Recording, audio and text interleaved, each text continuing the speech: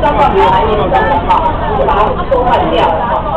但是日本的建筑其实它最大的特色，小朋友有玩过乐高积木吗？有没有玩过积木？有哦，对啊。那你看到这个地方，它其实里面它是没有用钉去钉的，它都是用什么方式去把它钉出来的？啊，很高啊！我做大都很高啊，爱情一两个。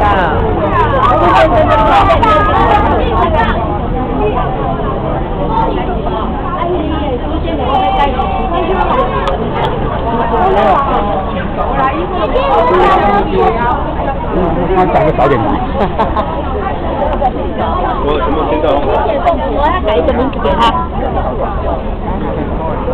改一个名字。